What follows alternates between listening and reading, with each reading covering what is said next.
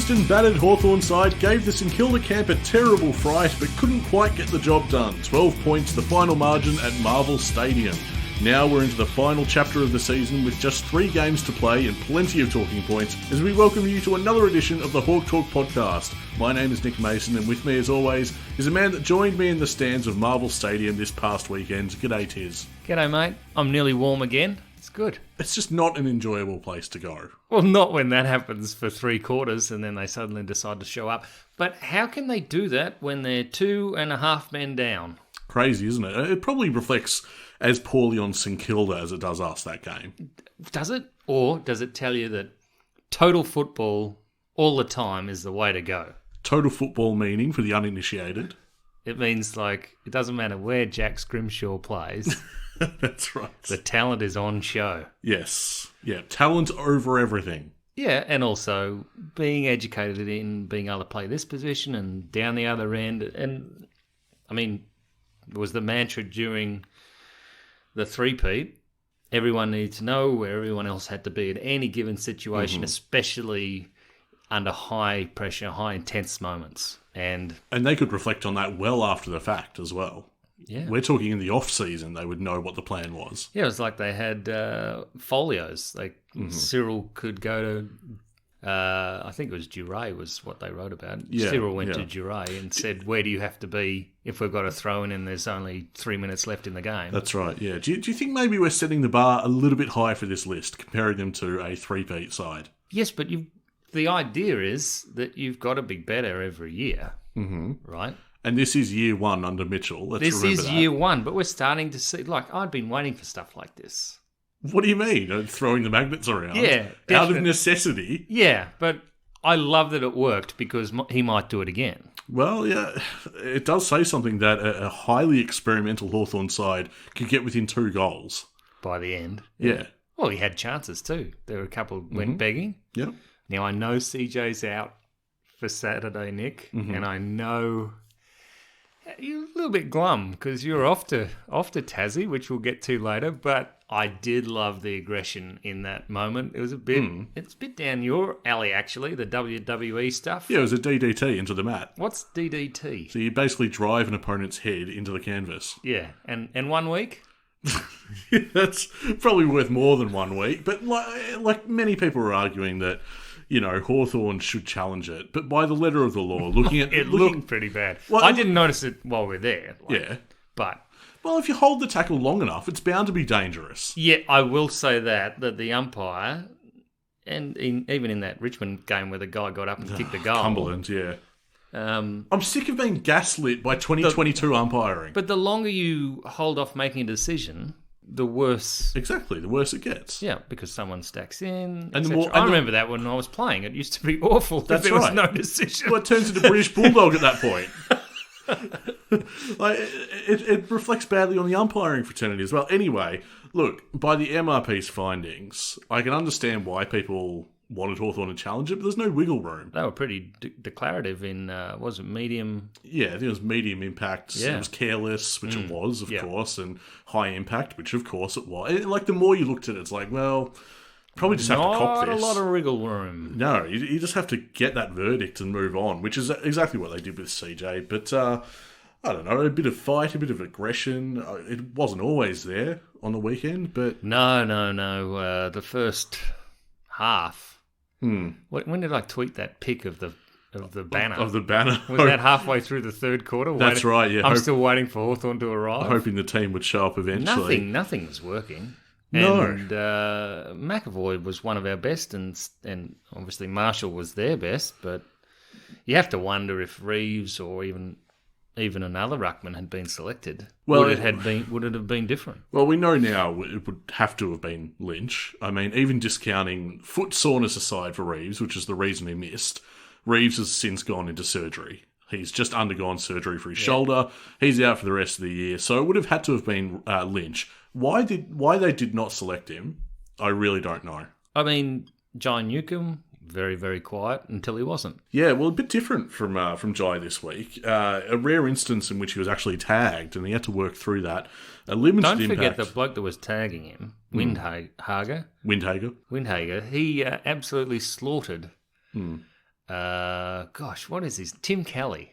Yeah, right. Yeah, he's almost anonymous now. Yeah, well, Finn McGuinness laid the groundwork, and then everyone else is reaping the rewards. You can thank Finn McGuinness for that. But Jai Newcombe, limited impact at first, but I felt as though his influence only increased as the game unfolded. Finished with 21 touches, 11 of those contested, which would explain the poor disposal efficiency, and 2 goals as well as a game-high 32 pressure acts. So really asserted himself on the contest. Big goals too. Mm-hmm. Took the pressure. Handled it well. It was one of those games where every goal felt massive for Hawthorn, frankly. What did you think of Scrimshaw playing on? Oh, well, he was able to, wasn't he? Yeah, well, he kicked the goal, but at the time... Yeah, at the time, maybe a bit of heart-in-mouth stuff. But no, I'm okay with it. But Scrimshaw was one of those magnets thrown about. What did you think? I didn't mind it. Mm-hmm. I didn't mind it. They needed a target up forward that could actually move and mark. And eventually they pushed Sicily up there as well, but I'd have to say at half-time, the best player for Hawthorn was Conor Nash. Yeah, and people will cite your inherent Irish bias on this matter, but I have to agree. I mean, it was important when the Hawks were very much on the back foot in the first half. 21 touches at 90.5% disposal efficiency. That's what he finished with. He was second only to Blake Hardwick in how he used the footy. Which is saying something, because Hardwick is normally king of this stuff with enormously high disposal efficiency, and Nash has been right up there in a game that was a struggle for Hawthorn at most times. Well, he kept finding himself with the ball in that first quarter, and I'm thinking, geez, this is the most touches I've ever seen Conor get. Yeah. It's just, it kept following him. Far less impact after halftime, and eventually got asked to do some ruck work as well. Yeah, that's right. Harry Morrison, 24 touches at 79.2% disposal efficiency and a game-high 558 metres gained. He was a guy that, besides Conor Nash, we know that first half was superb from Nash getting involved. Harry Morrison was consistent throughout the day, which I thought was great. And he's now become, as we know, the premier wingman at Hawthorn, at least for now, because the rumblings are that we are, in fact, going to get Carl Amon. Amon on the wing next year is an inevitability. It does seem like it.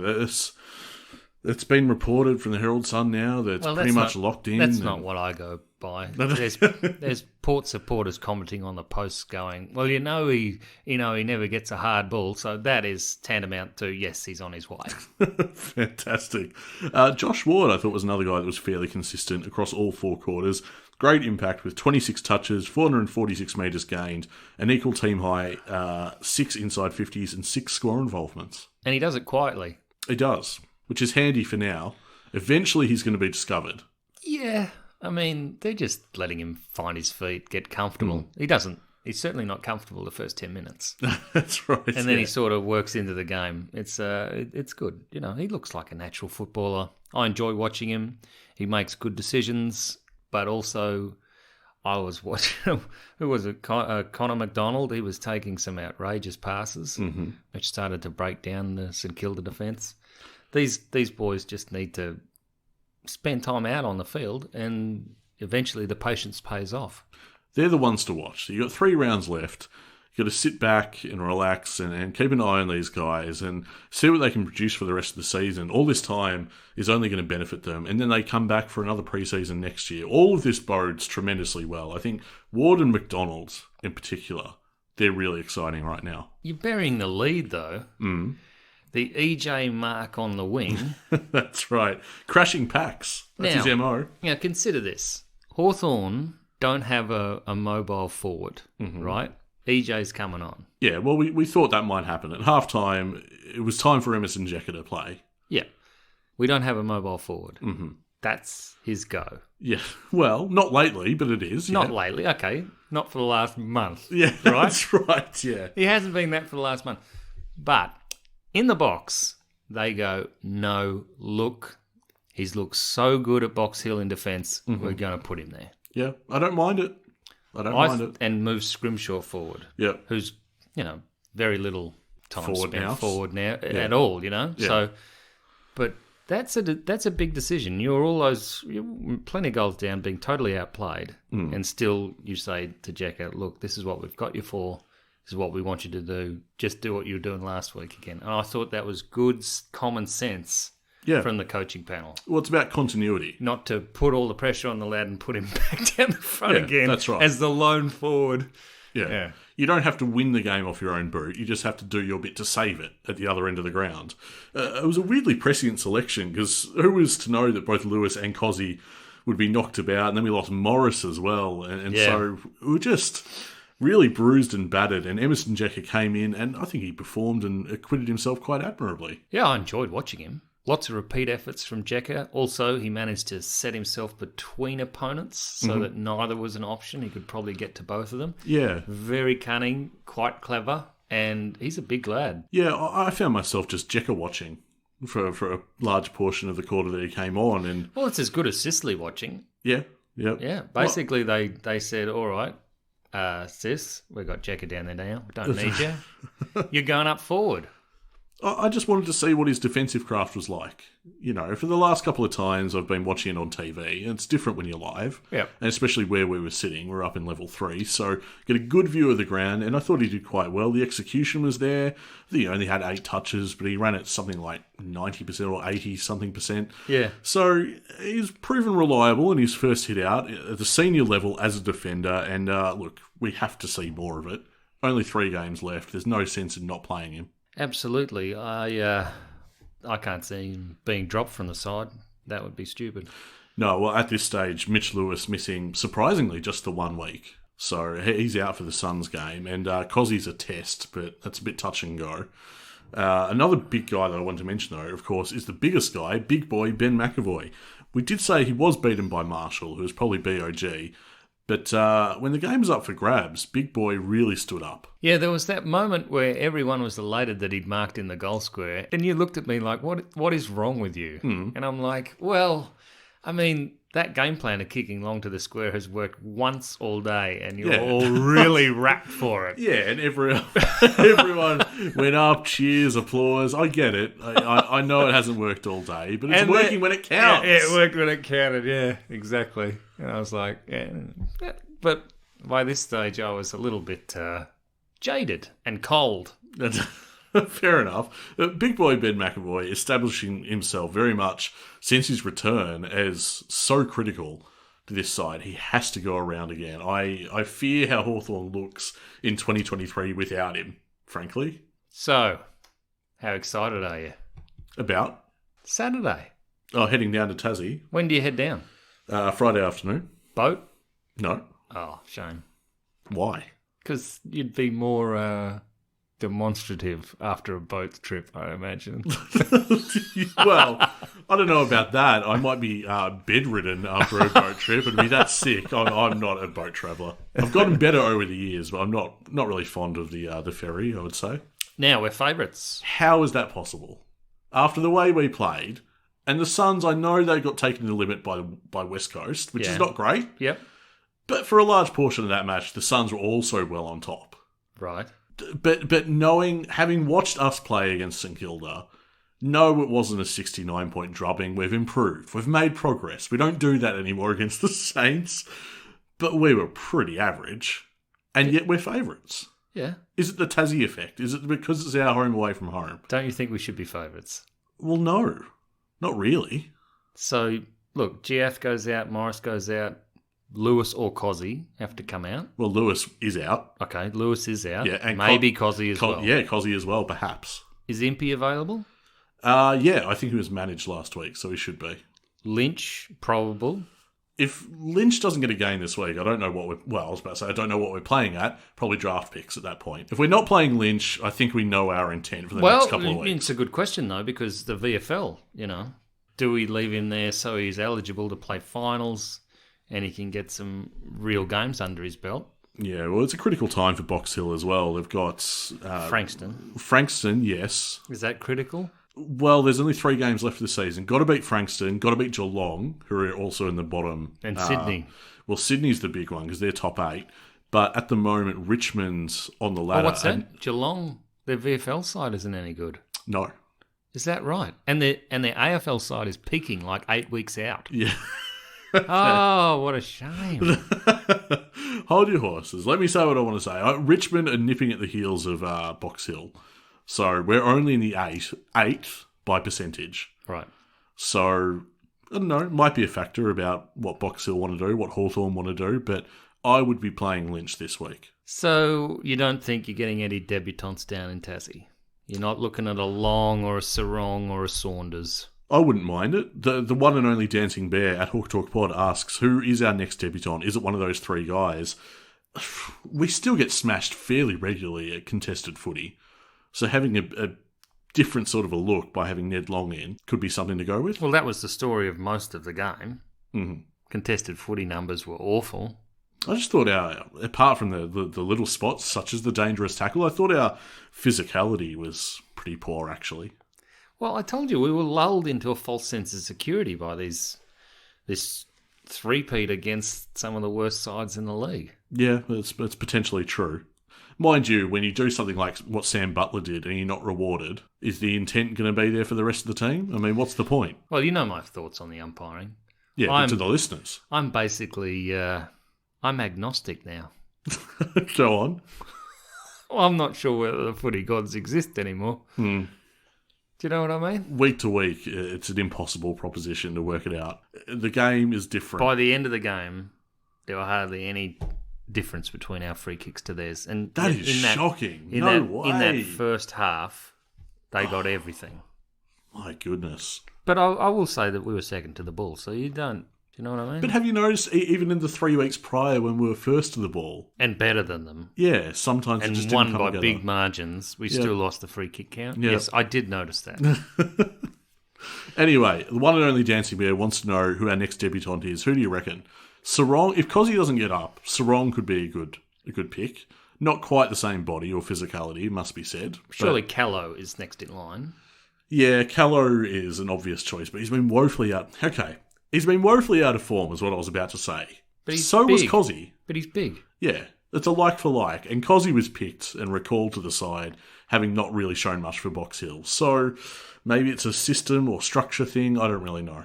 I'm going to rule out Saunders. I don't think Saunders gets a game this week. What are you looking forward to, Nick? What, in terms of football or Hawthorn? In terms of Saturday. In terms of Saturday, how's the weather? I imagine it's going to be wet. I checked it from about a month out. Are any of those readings accurate when you check it from that far out? No. Probably not. But it is Tassie. It is can't winter. even predict tomorrow. That's only here in Melbourne, mate. 4 seasons in one day, that kind of thing. Top of 14, 60% chance of rain. Low of 5. Yeah, okay. Well, 60%. That's going to happen. Okay. What am I looking forward to? My favourites aren't out there. I don't get Lewis. I don't get CJ. Is it Jekka's time to shine? Well, maybe not up forward, unfortunately for me. I would have liked to have seen that. I just don't think it's going to happen. So I don't really know. So anything could happen. And this is the... That's what you extrapolate from that. Yeah, well, this is... Stewie Jew doesn't know what we're going to do, but he knows we're on demand. I don't know. I don't imagine that it's going to emulate what happened in Darwin. I don't think it's going to be quite that bad. No. I think both teams are in a significantly different place than when we last squared off. We are undermanned, though, so that's a bit worrying, I reckon. Now, Greentone has asked, can Jack Scrimshaw be Gunston's replacement? Hawks have an overabundance of half-backs.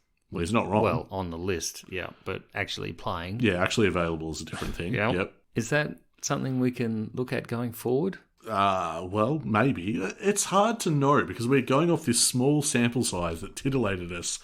That was out of necessity. Yeah, That's why Scrimshaw was there. Yeah. Whether that happens again, I have no idea. He's always loved a goal, though. Yes, true. He's been dragged for having shots at goal from about 60. You remember? Yeah, but he normally nails them. He was under 10 games and he had a crack, and Clarko sent him straight to the bench. I remember that. He normally nails them. So I have no problem with Scrimshaw being forward. But I imagine selection sort of tips our hand in terms of what we're going to try. I'm going to predict something. Yep. You know how we've tried key backs forward? Yeah. There's one key back that hasn't gone forward. Go on. That is low on confidence. Tony asks, what's the go with DGB? Oh, here it is. A few people have... Now, I want to apologise. We won't get to all the questions about DGB. There was an avalanche. Yeah, they're all like... Ranger Barras what's avalanche. he worth? Can we get rid of him? No, it oscillated between, can he kick a goal? What's he worth? You know what I mean? So we're not going to get to all these questions, but thank you for submitting them. But yes, let's start with Tony with broadly, what's the go with DGB? Tiz, Why don't you tell me a thing or two about Denver? Why was he dropped? Because he's all right and hasn't really hit his straps yet. The last 10 minutes against North wasn't great. It's just about patience, isn't it? Well, it is as far as I'm concerned. I'm not thinking of him as trade bait. And also, I'm not necessarily sure what value he has at the moment. Where is he going and what do we get back for someone like DGB? I'm not certain of that. He hasn't done anything wrong. I think you'd get something. Oh, He's still got all the potential that we picked him up with. Yeah, no, I understand that. I just think it's more of a question mark than anything. Yeah, it's interesting. I think most teams would back themselves to make DGB into a very good player. I wouldn't be turfing him at all. Not a chance. Give him one more year at least. How many games has he played? 15 or something? If that. It's not really about that yet. It's more about he's never looked comfortable in the lineup. Yeah, he does fall out constantly. And also, he needs some... Does he need something that he does really well? Yeah. Yeah, because our other defenders have that. Yeah, Even James Blank has that. Look, he's not big enough, really, to take on a lot of... when you're looking at the matchups, DGB can be pushed aside fairly easily, which isn't a problem for Blank. Yeah, that's right. Yeah, that's what I'm saying. So we just got to wait for him to fill out. He's got the skills. Let him... Because if you're not big enough, you feel like you're not... Do you know what I mean? Your confidence isn't there. You don't take on the tackler, or you can't take on the tackler.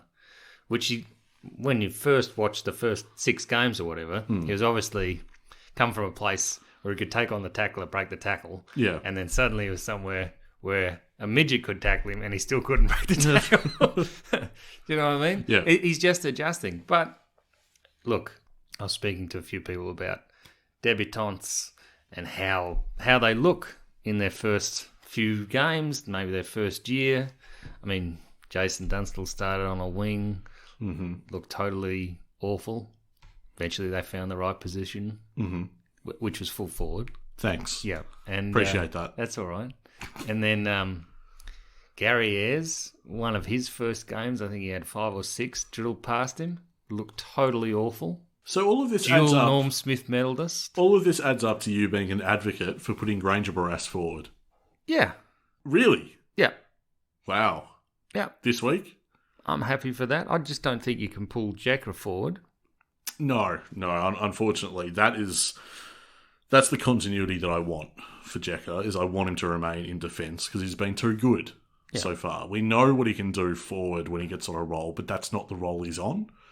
So I wouldn't be messing with that formula. And I don't think you've got a matchup. Morris comes out. I don't think you can put DGB into the back pocket on someone. So that'll probably be Impey. Yeah. But, if you can roll DGB forward and get in a chance to be aggressive in an offensive way, be good. Be very curious. I don't know what that looks like for DGB, but... if Mitchell wants to pull that, then I'm here for it. I'm putting that out there for you, trying to get you excited about it. You've been a bit glum. I'm okay. I'm fine. You're looking at it going, geez, this is a big loss. No, I know. Did you see what they did to us in Darwin? I'm not thinking and we nearly went there, and now I'm going down to... You're the one who tried to drag us there. Don't put this on me. We were lucky not to go that time, and now I'm going anyway. No, I'm not thinking that at all. No, I don't think it'll be a big loss. It's just I don't think we're going favourites. We are. We're favourites. I know that's how we're tipped, but I wouldn't put us as favourites at all, not by a long shot. This next question. Joel, assuming no injuries or recruits, only 2 at best of Blank, DGB and Jekka could play in round 1 next season. Obviously, none of them are surefire league footballers, but which 2 would most likely play round 1 next season in your opinion? Yeah, see, that's the thing. Sicily keeps one of those out. Yeah. Jekka's off one game, DGB's in and out of the side, Blank looks set. Yeah, Blank is the only one I would say. If Joel is suggesting only 2 of those 3, Blank is the one I've got locked in the side. No issue there. Having said that, Jekka looks like a Rolls Royce at times. Yeah, he looks very good. You wonder what I'm looking forward to. Let's say that. I want to see Emerson Jekka. I want to see more of that. Hopefully not too much more. I don't want us to be annihilated by the Gold Coast Suns. I like Dino's question. Yeah, let's get to that. This question from Dino. Does Finn line up on the what if Noah Anderson? Would love to see them go toe-to-toe. Not the only bright spot this season. It's really great as a proud member and supporter of the club to look forward to match-up options with our list. Blank on Chol and Dimmer on Rankin too. Yeah, I think you'll enjoy watching Rankin. Well, I back Hardwick to do the job. He's got form. Hardwick played a decent enough game last week. He's taken some good scalps and no one talks about it. Whereas Rankin is, at the moment heading to this game, he's one of the form players. You want Rankin to get kind of close and then nothing. Yeah, well, that's up to Dimmer, isn't it? Yeah. He does it every week. Shouldn't be a problem. Needs a bit of help from time to time, but... No, that's one clash I look forward to. As for Finn, I mean, yeah, he's got a couple of good matchups there. And blank on Chol. Chol kicked 5 goals. Well, if you see Anderson on McGuinness, I think that'd be... Yeah. What, he'd just roll the 89 highlights, perhaps? Next question from Neil. How gone is Phillips? He played pretty well for Box Hill and doesn't seem to be in anyone's mind for a return to the seniors. Similarly, it looks like Howe won't play AFL for Hawthorn again, and he's had multiple shots at least. Well, I mean, Phillips is still in good form. Howe's dropped his head. Like, he's still performing it at VFL, but he's not looking like he's going to get the nod, even with injuries. The two of them are essential to Box Hill, but that's about where I draw the line. I just don't know. Nothing I've seen from them performing week in, week out for Box Hill has made me want to recall them. And that's a problem, because usually they're in the top accumulators for the side. When I look at these two, I think of Phillips as a bloke who can do things other blokes in our side can't do. Mm-hmm. Whereas I look at Howe and I think, no, we've got that covered. Yeah, we've got that covered now. Yep. I mean, Finn covers that for mine. But anyway. I spent a lot of time, not too much time, but watching Will Day and how they tried to use him to break the lines on Saturday. Mm-hmm. When they put him in the midfield, he did have an impact. And I think I'd like to talk about where we see him slotting into this side in the future, because if he can play forward and have impact, play on the wing and have impact, play on the half back line and have impact, why on earth would you play him in the back pocket? Yeah, it's been a very unsettled season on all accounts for Will Day, season 2022. And big question marks about just where he fits, which is not to say that he can't, because he's got the talent, but where do you play him? It's a bit of a Burgoyne role. I suppose it is, yeah. Is that what they're looking for, the plug and play? Yeah, I wouldn't mind a bit of continuity for him. Well, he had a big moment on the weekend, and it came off the inside of his boot. Mm-hmm. Right, he was kicking into the centre. I don't know whether he saw something that he didn't like and tried to adjust the kick, but he doesn't look... Well, I mean, the timing was awful on the kick. He's a bit slow. I think he's still recovering from something, just learning to play through injuries. But, the talent on the boy makes me... What's the word? Salivate? Salivate, that's the word. Yeah. Happy to help you out. There's Day, there's CJ. We haven't seen this guy in a number of weeks thanks to an injury, but Lockie Bramble. There's a number of players on this list where... If you can give them space, they really hurt the opponents. Yeah, but also what I was about to say was they haven't quite lived up to our lofty expectations, and part of that is on us for trying to big them up to be world beaters, and perhaps they're not there yet. And we're just excited. We don't really have expectations. Well, I suppose, yeah. I mean, I'm wrapped with how this list has developed this year in its entirety. Yeah, overall body of work for season 2022 with this list is a thumbs up, I would say. It'd take a pretty harsh grader to rank it otherwise. All right, well, Hawthorn Zone wants us to predict the final 3 games. Hawthorn Zone does some great work. Well, found them on Instagram. They're on Twitter now as well, so hit them up. Predictions for our final 3 games. Would also love your thoughts on what you think about the Hawks possibly finishing bottom 4 if we lose our final 3 games and results go Essendon and Adelaide's way. All right, let's go to the first bit of that question to start off with. Predictions for our final 3 games. I would have thought, due to the fact that they're all capable of playing finals, they're far more determined and they'll run out the game better than we do. And also we've got a few problems up forward now with injuries and the ruck. Yeah, it seems like we're... So it looks like a triple L from me. Well, I feel like that's a fairly reasonable assumption. Like, as of the Saints game, now that we're past that and looking at what we've got ahead of us, it just feels like we're limping to the end of the season a bit. And not in spirit, just more in body and personnel. We're not getting our ideal lineup out there. I saw the injury list drop today. I looked at it, I went, that's blown out. Yep. I remember that being a lot thinner about a month ago. So I don't know. I wouldn't be surprised if we went 3 losses. If we do win one of those games, the opponent isn't playing finals. Well, that's it. I hope that we win at least one. I'd like it to be the one that I attend. So if we could beat the Suns, well, Richmond as well is another candidate for that. I'll be there for that one.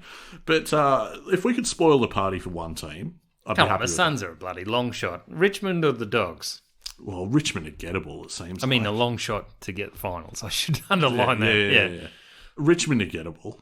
Yeah. From what they've dished up in the last month, I reckon if they carry that form in against us, we might be a chance. But I don't know. Like I said, we're hobbling about at this stage, at the end stage of the season, so I don't really know. How do we feel about dropping those 3 games, though, and finishing bottom 4? Well, as you know, I sent you all those ladder predictors. Yeah. And I was like, it's possible to get pick 4. Yeah. Because basically GWS are playing drunk at the moment. So they're not bothered.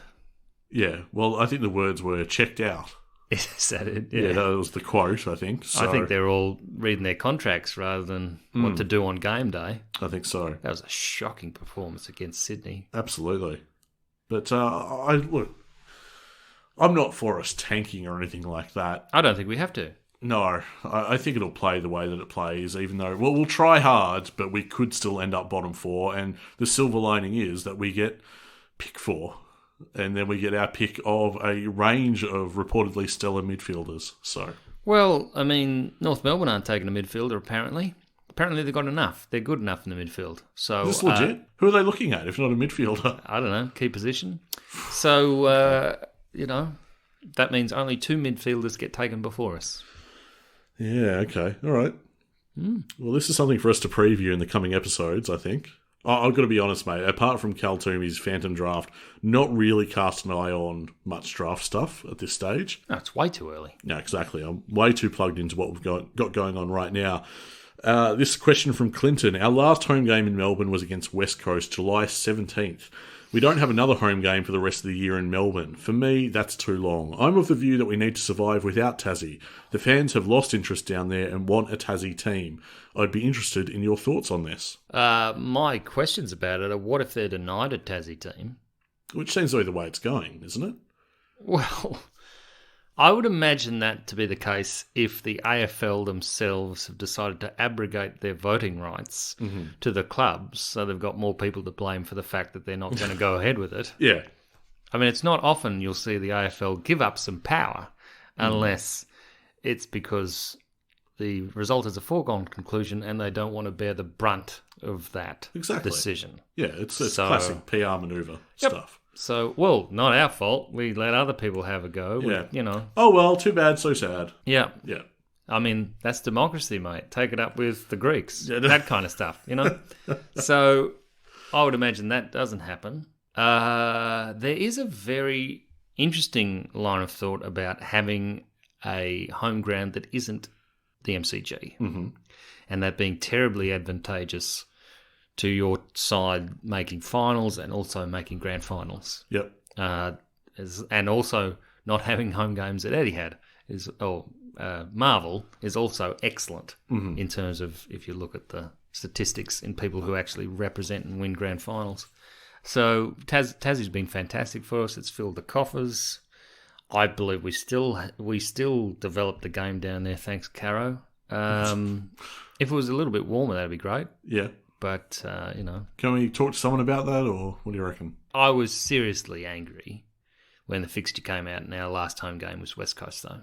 On July 17th. That's very early. Yeah. It feels like, as far as the supporters are concerned, we get one opportunity. It's an away game to get back and see our club in Melbourne. But do you think we'll be rewarded for being one of the few Melbourne clubs to actually turn up and watch? No. Why would I think that? You know what it says? What? It says Hawthorn people aren't planners. Well, how do you reckon? Because we've got that floating fixture now. Oh, right, okay. Well, that's done with as of next year. It's done? They got rid of it? Well, officially? I can't remember what I read about it. They announced something on it that at least for I think the first half of the season is going to be locked in or something like that. Oh, okay. I don't know. Listeners have to forgive me for my memory on that one, but they did announce something around abolishing the floating fixture. How do you feel about Tassie? Oh, from a purely self-centered and selfish perspective, I don't want us to be there because it means that I could see more football in person right here in Melbourne. Yeah. And that's all I care about.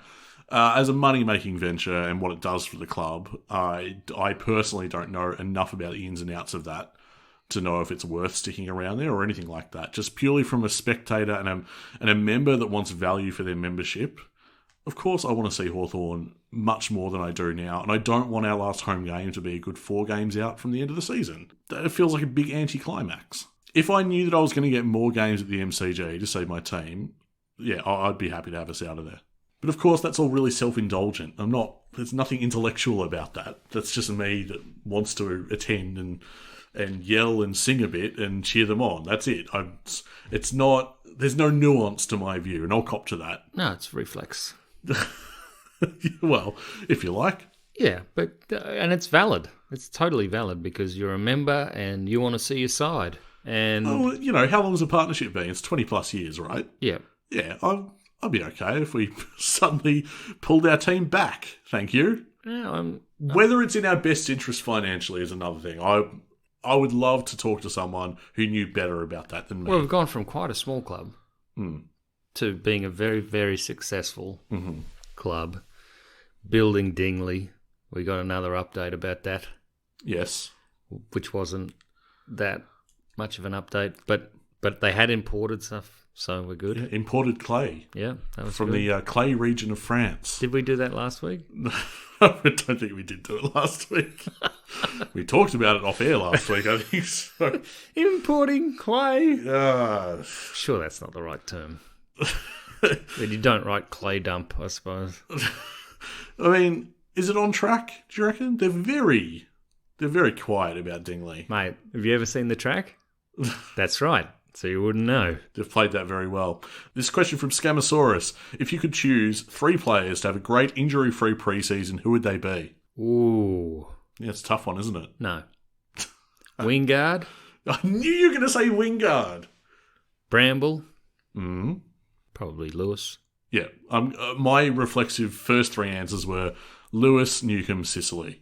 And then when I actually started thinking about it, I thought, well, if he's going to be on the list, can we have Chad having a preseason, please?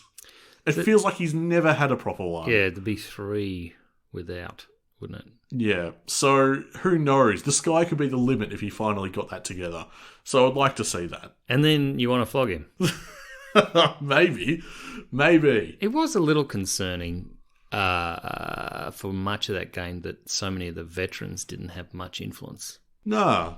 Bruce and Gunston were basically invisible for much of that game. Yeah, well, Gunston tried. And Bruce was deployed in the midfield, but yeah. This question from Shana. It's that time of year. Who do you see hanging up the boots?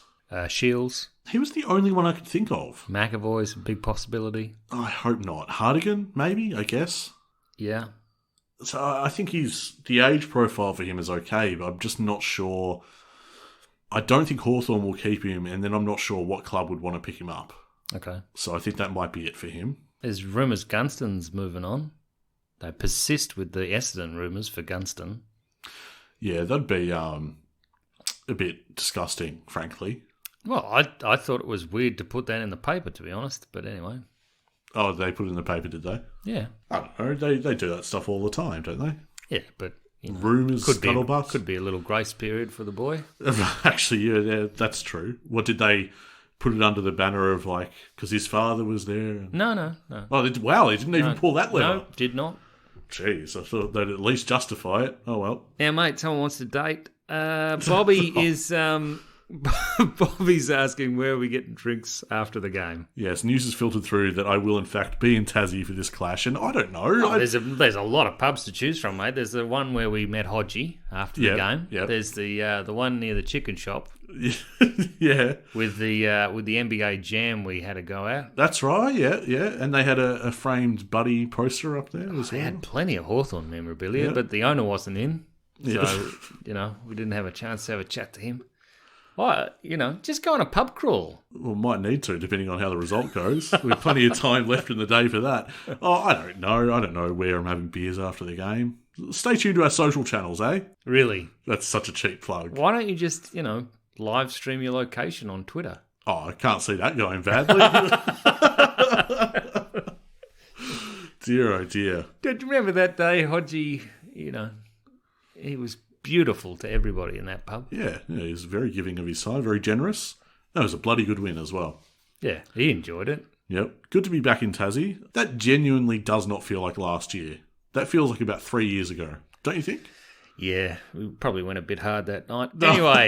Oh, jeez. We need to start wrapping up. Apple Podcasts, you might be listening to this show on Apple Podcasts, and if you are, you can rate and review us on there. We'd really appreciate the feedback. And you taking some time out of your day to leave us lovely thoughts. It makes our day to read those, of course. And we read them out. We do read them out usually, yeah. And Twitter, Facebook, Instagram, we're on all the social channels. Go find us there. The Hawk Talk podcast, of course, is made possible thanks to the support of our proud, passionate and paid-up Patreon subscribers. They've signed up. They've gone behind the show. We very much appreciate all the support. Now, if you're listening to this and you enjoy what we do and you're interested in getting some sweet bonus content, all you got to do is head to patreon.com/hawktalkpod for all the details. So on last week's episode, Nick Mason called into question what had happened to the Move It to Marvel campaign. That's and right. It was basically threw some wood on the fire, and then Reeves comes through halfway through the week and he's Move It to Marvel and I'm not negotiating. Justin Reeves sent out that letter to members and spoke on the Round 1 AFLW clash with Essendon, saying, tickets will be on sale soon. I want to urge every single Hawks member to get on board and buy a ticket to attend. We want this game to be a sellout, so the AFL has no choice for it to be moved to Marvel Stadium. This is where the game belongs. This would set up a blockbuster clash between two powerhouse clubs. Yeah, two powerhouse clubs that have been denied a women's team for, it's a long time. Yeah, years and years. Make them look foolish. As soon as tickets get on sale, we'll be splashing this all over our social media. When tickets go on sale, you'll know how to get them, and we need to come out in force and make this a reality. Move this game to Marvel Stadium. Both the clubs want it. The AFL seem to be sitting on the fence. Push them off the fence the way of Marvel Stadium. It's their stadium. Yeah. Why wouldn't they want this? Look, if you do have Essendon mates and you've teased them for years about, syringes and stuff like that and the little Sammy Mitchells in the, just sort of going for the elbow inside of the elbow there, and it's a bit of a fractious relationship. Well, the women's side, they've done nothing wrong. It's a clean slate for them.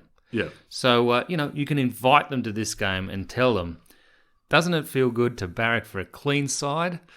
Morally, you just feel so pure.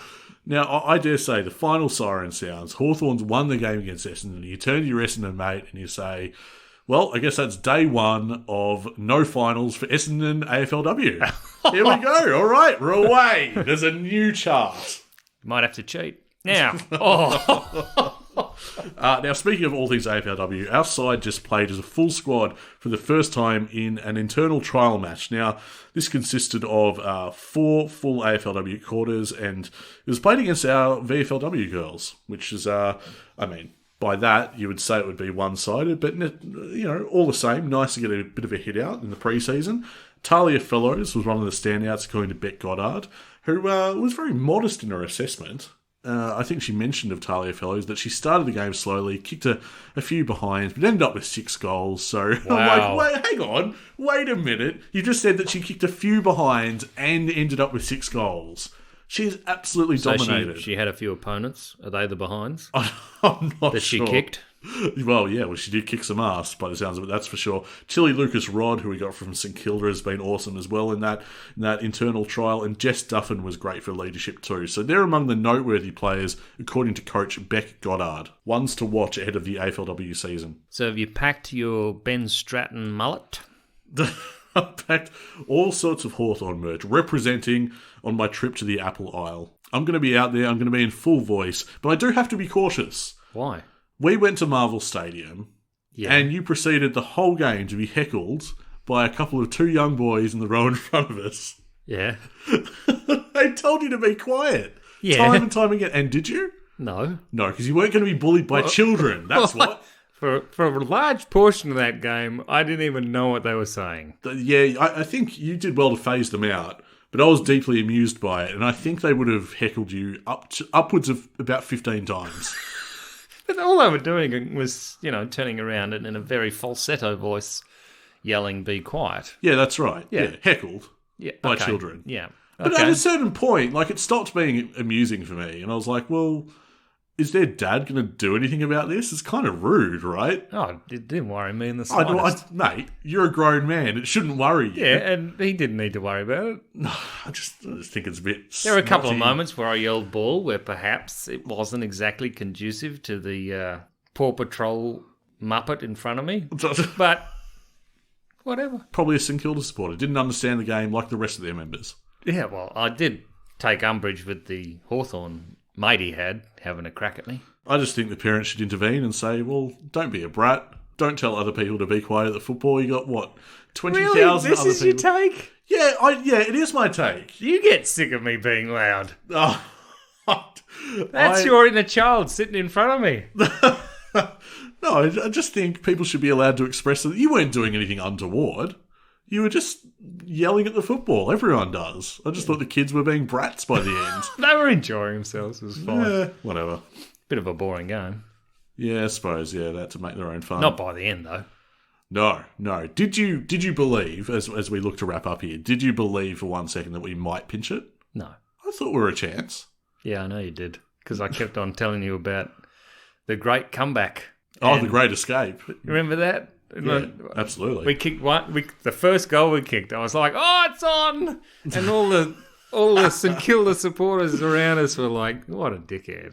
And then it started getting all too real. Exactly. And then secretly, they were like, "Oh, geez, oh no!" I looked at you, and it's getting close, and I'm going. We forgot it was St Kilda, mate. That's right. They know how to disappoint. Scarred by decades of mediocrity, they know how to let things slip through their fingers. Then the St Kilda supporters behind me were getting a tad nervous, and I knew there was a minute 30, and we still needed 2 goals, so I turned round. And just in case we won, I said, "Don't worry, you've got it. There's not long left." To make it much worse if we did in fact win. And then the siren went and they cheered and you turned around to them and went, "Be quiet." I reckon that'll do us right here for the Hawk Talk podcast. I've got a pack at some point. I'm excited for the game. It is time to get down to Tassie. Hawthorn, Gold Coast, 1:45pm on Saturday. You going to be watching here, mate? Yeah, probably. Yeah, maybe. Yeah. Okay, I will. Yeah. You're going to send me through text throughout the game, maybe a few sneaky tweets? I'll be like, "Oh, geez, it's a beautiful day in Melbourne." Thanks for that. I look forward to the correspondence. It's been another edition of the Hawk Talk podcast. We'll be back next week to recap all the action from the Apple Isle. We are a happy team at Hawthorn.